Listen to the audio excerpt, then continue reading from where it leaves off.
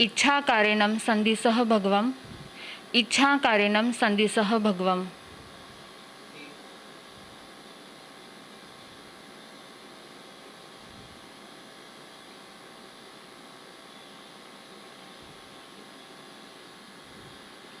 Let us bow down in devotion to the Pancha Parameshti.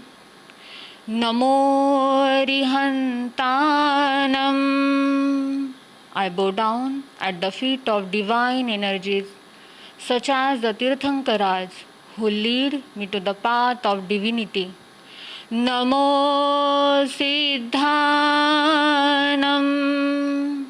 I bow down to the all Siddha Paramatma, who have succeeded and led me to the path of success. Namo Ayariyanam. I bow down at the feet of all Acharyas, whose conduct is exceptional and guide me in the right conduct. Namo Vajrayanam. I bow down at the feet of all the Upadhyayas, who learn and teach everyone the path of the Tirthankara. Namo Loe Savvasahunam. I bow down at the feet of all the saints who limit themselves to gain the infinite energy. Eso panchanamokaro sauva pavapanasano mangalanancha sauvesim padhamam havai mangalam. These 5 divine energies are auspicious and would guide me on the path of divinity. I bow down in complete devotion before them. Namo Tirthayaranam.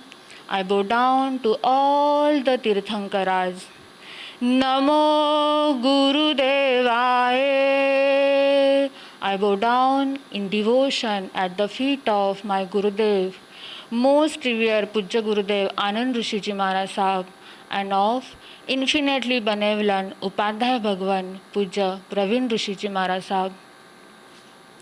My immense gratitude to holy feet of Paramatma, Gurudev and Upadhyaya Bhagwan for showering his grace to be an instrument in delivering the Uttaradhyayan in English. Arham afternoon everyone. I Sadhvi Arohi welcome the devotees gathered here to listen to the sacred techniques of 24 Tirthankar, Paramatma Mahaveer, and to participate in worshipping the Srimad Uttaradhyayana Sutra.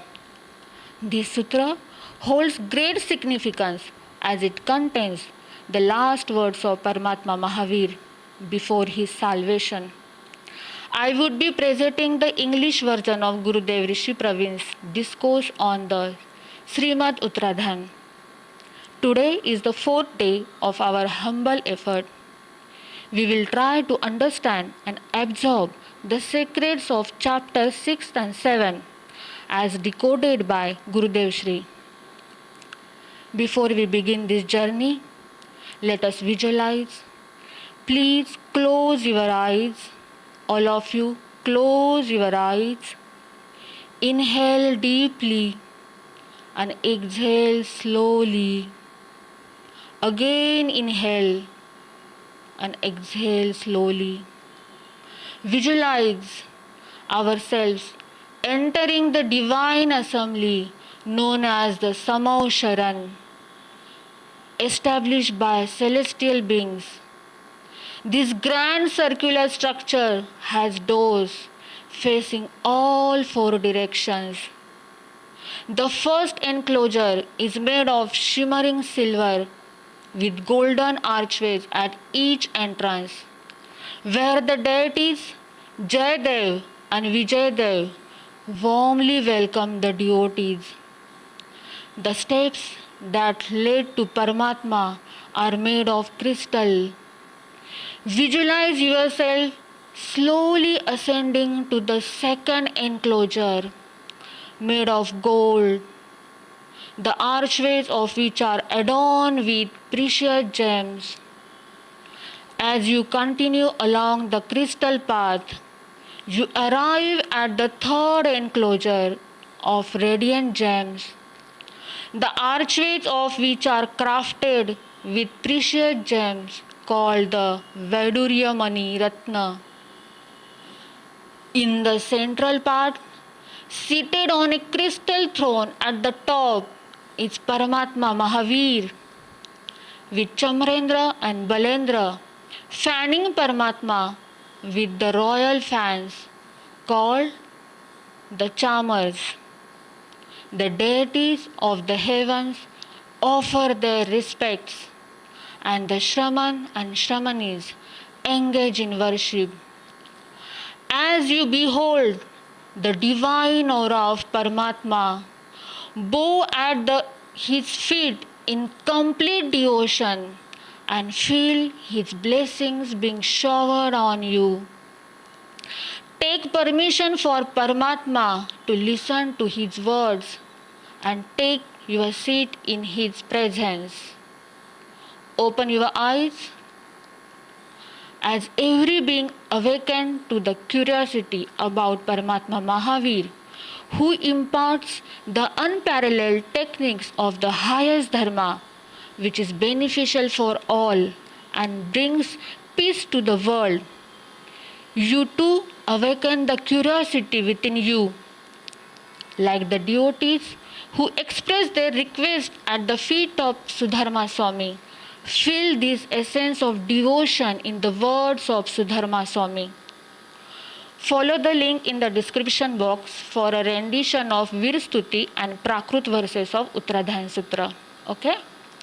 Namo Suyadevayaye, Namo Suyadevayaye, Namo Suyadevayaye.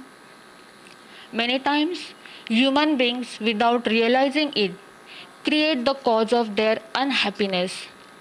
This ignorance, this folly brings misery. Sorrow creates ignorance, and from ignorance, more sorrow is born. Illusions grow from sorrow, and foolishness arises from these illusions. We have traveled a long and torturous journey. This prolonged struggle has become painful. To free ourselves from such a torturous journey, let's take a small step towards liberating ourselves from ignorance. We need to identify how ignorance and sorrow trap us. Let's reflect on our mistaken notions and misconceptions. These errors not only entangle us, but also others around us. Paramatma presents simple, delightful and enlightening solution to overcome this entanglement. They are found in chapter 6 titled Khuddha Ganya Nijjam. Khuddha Ganyam Nijjam. Paramatma says, ignorance and sorrow are closely connected to each other. One leads to the other and they often exist together. Because of our own foolishness, we are entangled. We have heard many times that ignorance causes sorrow and sorrow clouds unawareness. Despite hearing this truth repeatedly, we often fail to live by it. Why? Because knowledge borrowed from others is incomplete. True enlightenment must arise from within.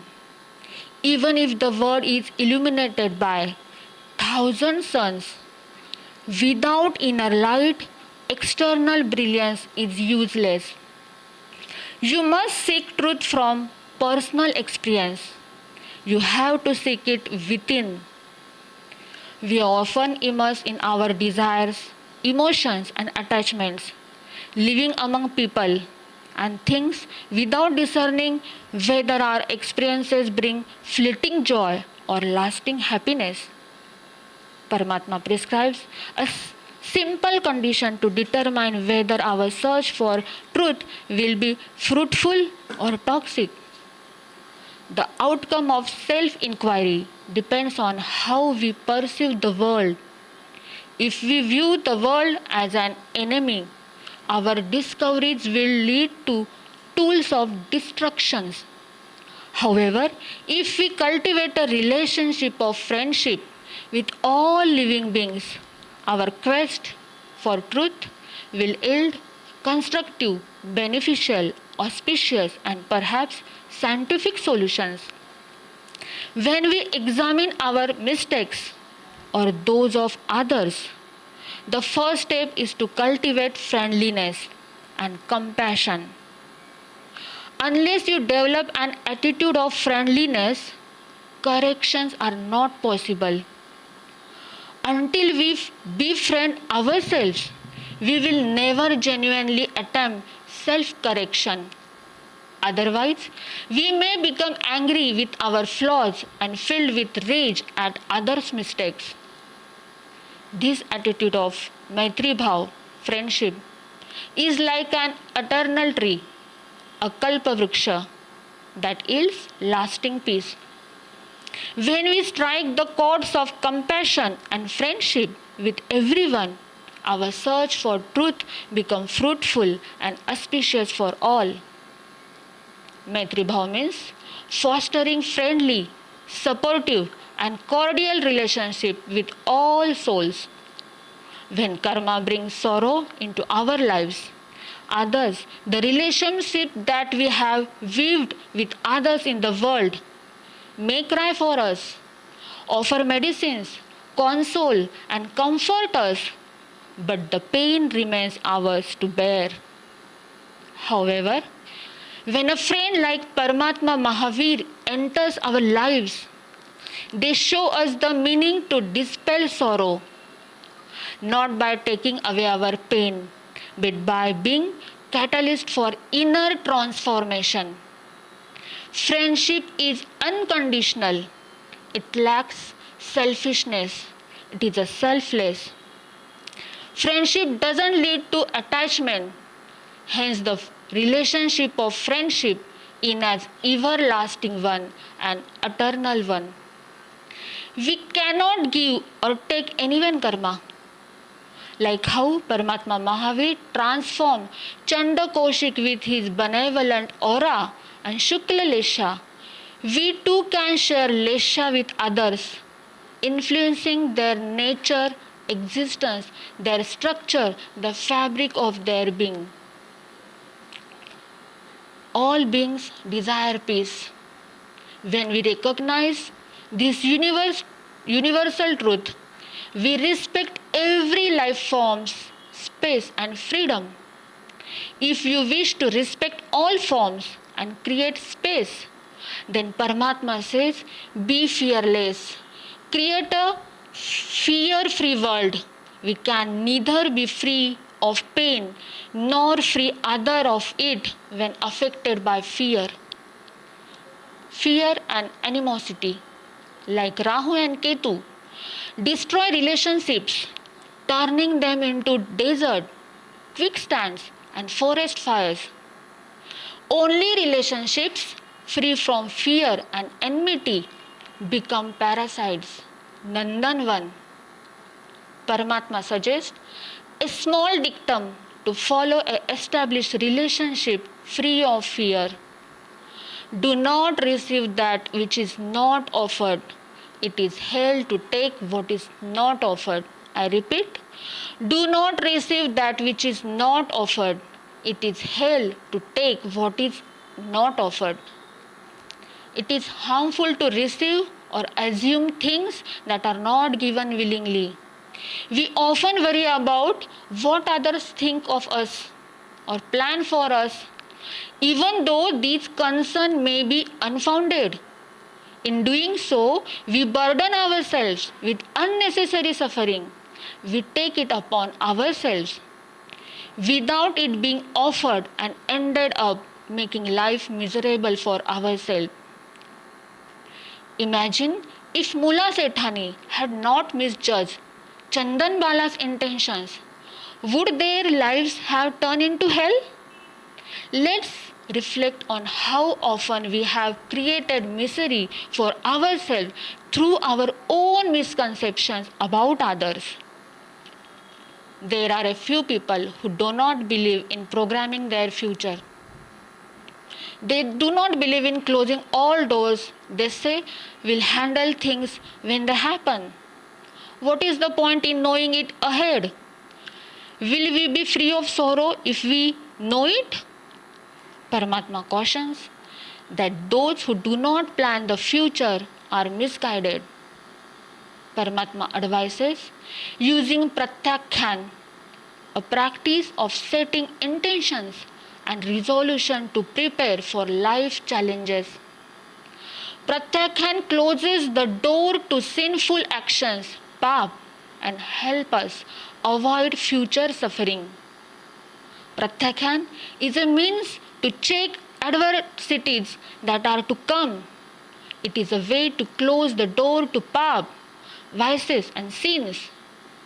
The one who does not close the doors to pap, non-virtuous deeds, can never be free from sorrow. That's why we shared a technique with you yesterday, a technique to adopt before going to bed. There are many deep secrets hidden within it. Why did Paramatma insist upon us to free ourselves of everything before retiring to bed? Why disconnect from everything before going to bed? Close all means of speech, thoughts, and activity before going to bed. We close the gates and doors to ensure nobody enters our house while we are asleep. Similarly, this body is also house. This mind is also building. Closing its door is essential, for while you are sleeping, you are not alert and anything can enter. Had you tried the technique shared with you yesterday? You would have noticed a change in quality of your sleep. Okay, yes? Before going to bed, Paramatma recommends disconnecting from all activities, thought and speech, like locking the doors of your house at night. This practical ensures that nothing unwanted enters your mind while you sleep. A night of sin-free sleep paves the way for a fruitful day. Gurudev suggests practicing this technique daily to enhance the quality of our lives. Let's learn a new technique today that Gurudev Rishi Praveen recommends, Pratyakhan. I repeat, Pratyakhan. It involves setting intentions for the day, deciding what to do, what to avoid, what to consume, how much to use. This aligns with the 14 Niyam, rule of self-restraint in Jainism. A person who visualizes these 14 rules each morning is likely to lead a life free of storms and turmoil. Following these rules fosters a healthy, peaceful life physically, mentally, and spiritually. Visualize yourself living each day with discipline, compassion, and mindfulness. Consume less than you need and speak gently, mindfully with others. At the end of this visualization, seek Paramatma's blessing to help you live as you intend. Repeat this after me. I will say, you repeat this after me. First you visualize your goal and after that you say this. Abhaggo avirayyo hujjame sankappo. Abhaggo avirayyo hujjame sankappo. Tithayara me pasyantu siddha siddhim mama disantu. Tithayara me pasyantu siddha siddhim mama disantu. This prayer means, bless me that I perform. I follow what I wish without compromising, without breaking the promise.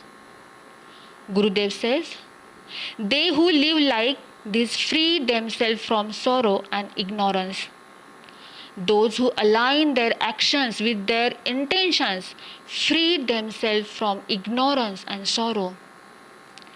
Attachment to the body often leads to dissatisfaction. Many people obsess over beauty and cosmetics, comparing themselves with others and getting trapped in competition. Celebrities who inspire us with their appearance are paid to create illusions. They don't live in makeup all day. If we stop being fooled, this entire industry will collapse. Similarly, many health supplements are marketed without considering their long-term effects on our lives. To live with awareness, we must adopt a multi-dimensional view, realizing that the Atma, soul, is beyond the body. There is a life beyond this one, and moksha, liberation, is the ultimate goal. Those who have holistic vision are alone alert. Recognize your highest potential as Eklavya did when he declared, I will be the world's best archer. I will become one, and succeeded. What is the use of this human body? It is a tool to settle old scores. Use this human body not to accumulate new karma but to clear old debts and sins. The body is a tool to settle past account, not a means to pursue joy or sorrow. The highest goal in life is to use this body to clear old accounts, debts, habits, and sins. I will use the present moment to correct the mistakes I have made over the days, weeks, months, years, and even decades. This is my chance to undo those errors. I am aware that I have knowingly or unknowingly accumulated debts, and these debts are nothing but karma.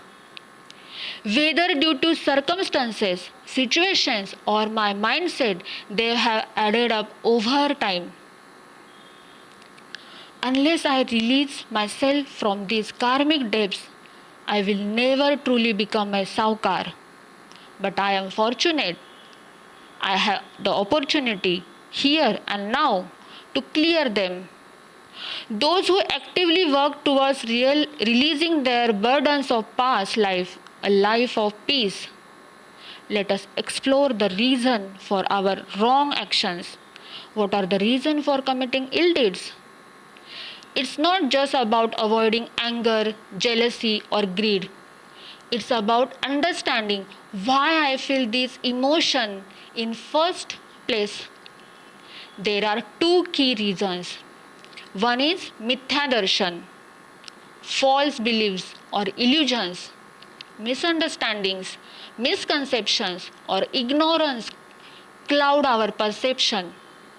Second, attachment, avirati, the inability to detach or disconnect from desires.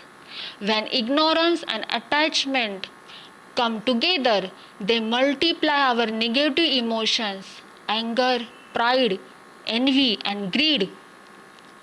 It is not a question of not getting angry or being jealous. It is to figure out the reason of anger and the other passions.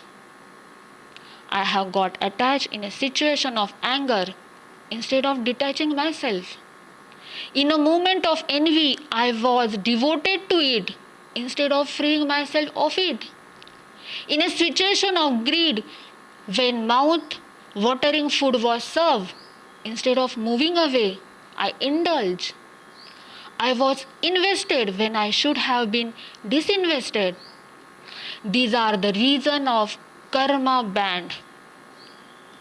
Those who can understand this figure out the difference between when to detach, when to dedicate, when to disconnect, when to be devoted. This wisdom lies at the heart of detachment, virakti, and avirakti, attachment. Gurudev unravels yet another secret hidden in this chapter, the art of shedding burdens.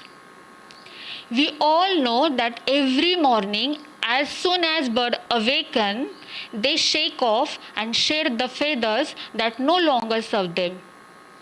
Whether it's a pigeon, crow, or sparrow, they flutter their wings to rid themselves of that weight them down.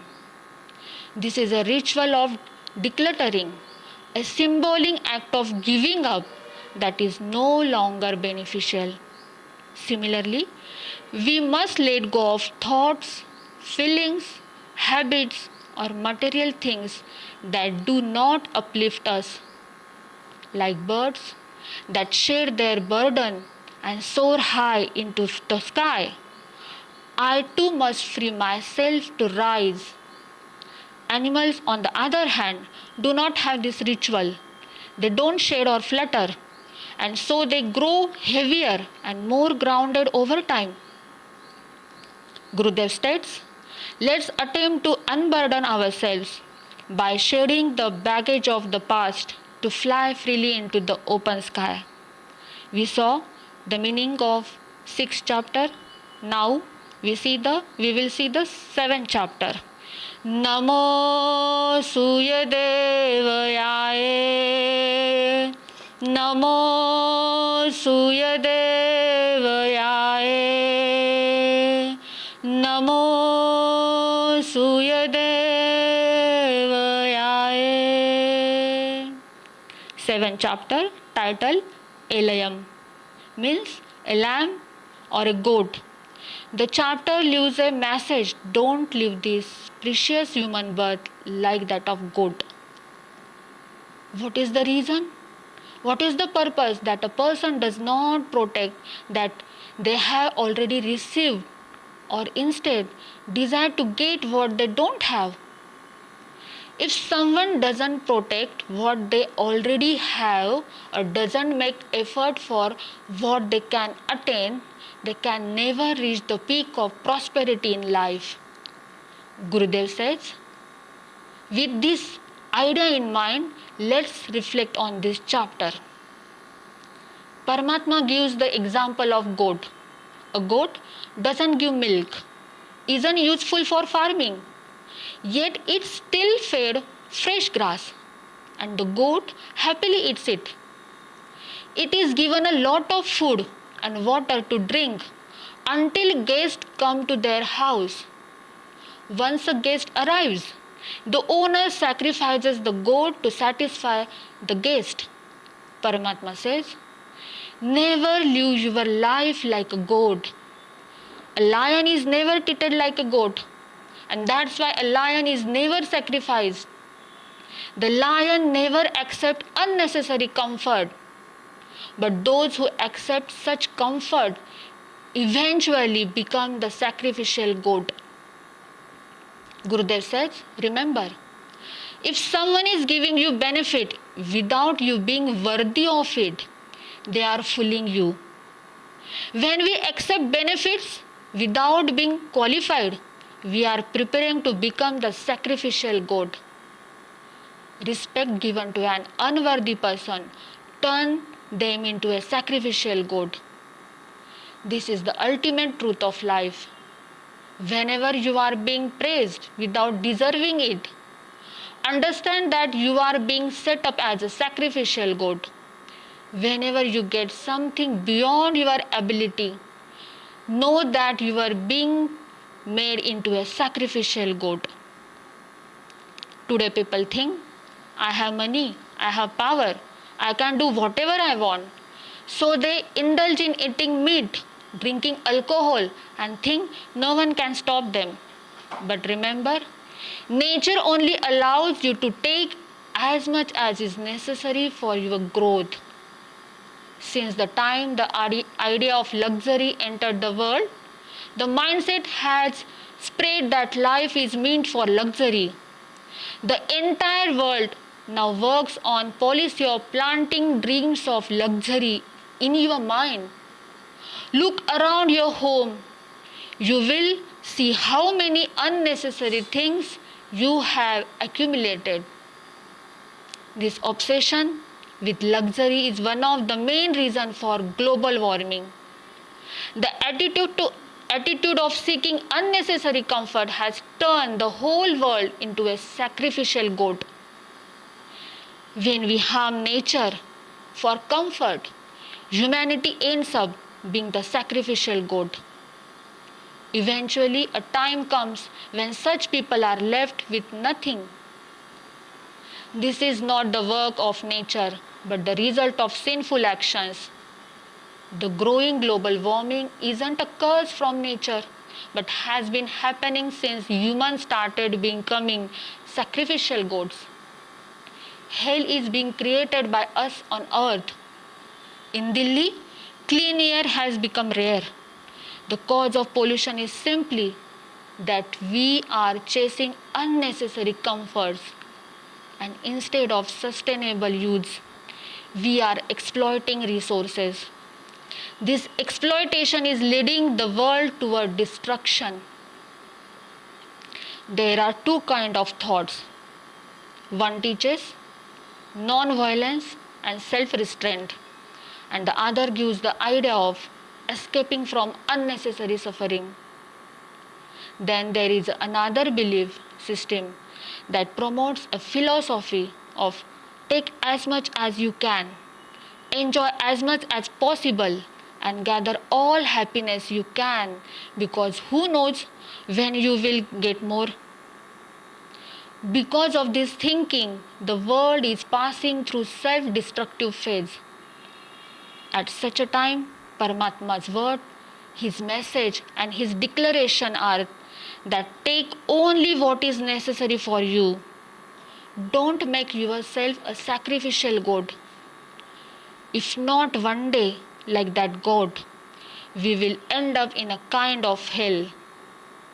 There are some guidelines in life, certain rules and restraints. Life's discipline involves self-control, avoiding hatred, and not engaging in unnecessary actions. But we are gradually drifting away from these principles. Story. Once there was a king who developed an allergy to mangoes. He loved mangoes a lot, but due to his allergy, he decided not to eat them. He thought, if I smell mangoes, I won't be able to resist eating them. So he ordered all the mango trees in the kingdom to be cut down. No trees, no temptation, he thought. Years later, the king went on a ride on his horse with his minister. They traveled beyond the border of the kingdom and reached a mango grove. The king could smell the mangoes in the air. The minister advised, Your Majesty, you should leave. It's not safe to stay here. The king replied, I am only allergic to eating mangoes, not sitting near them. I can't eat mangoes, but there is no harm in sitting in the grove. Just as he sat down, a ripe mango fell into his lap. The minister warned, Don't even smell it. The king ignored the minister's advice and began to weaken from within. He argued, The mango didn't fall in your lap. It fell into mine. This must be a sign from God. If it wasn't, it would have fallen into your lap. This is God's will. I cannot disobey it. Despite his allergy, the king tasted the mango. As soon as it passed down his throat, his body turned black. He couldn't eat the mango, nor could he enjoy his kingdom. Similarly, people often say, I am forbidden from eating meat, but there is no harm in sitting in a non-veg restaurant or I am not allowed to drink, but I can sit with people who do. Gurudev says, one should not sit in a non-veg restaurant or be around people who drink, as it's not just about not eating or drinking. It's about not taking in temptation either. If you smell it, your eyes will desire it, and soon your mind will give in, and someday you will divert. In life, never break the boundaries or ignore the necessary restrictions. Don't lose more for the sake of something small.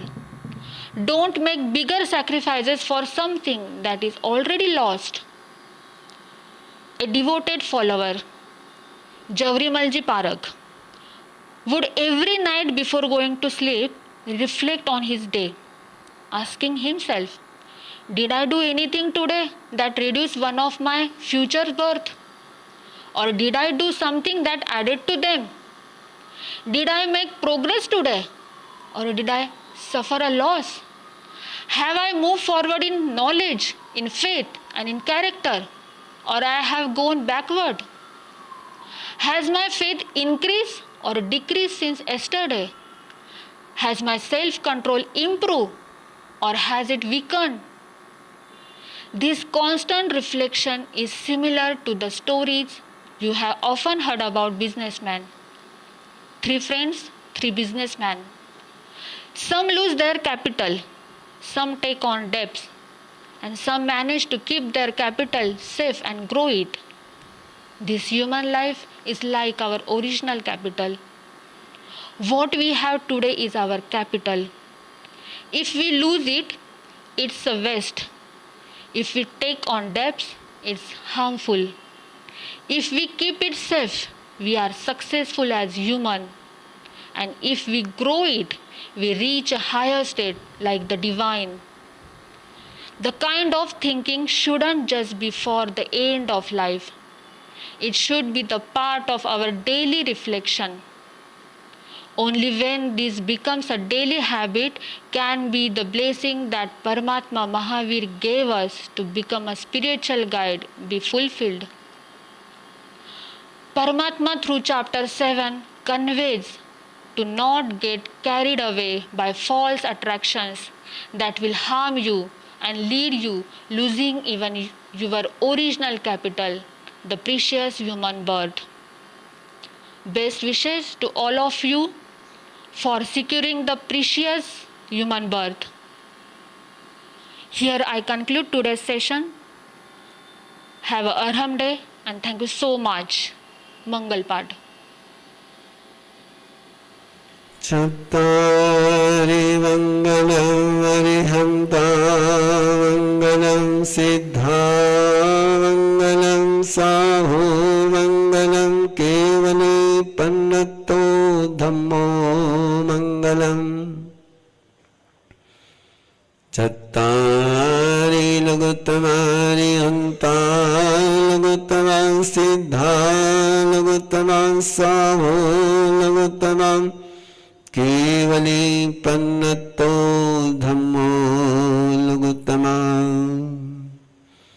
Chattari Saranam Bhavanjhami Arihante Saranam Bhavanjhami Siddhe Saranam Bhavanjhami Savo Saranam Bhavanjhami Kevali Pannatam Dhammam Saranam Bhavanjhami Arihanto ka Sharana Siddho ka Sharana Sadhu ka Sharana Dayan Dharma ka Sharana Char Mangal Charattam Chare Sharana Dukha Harana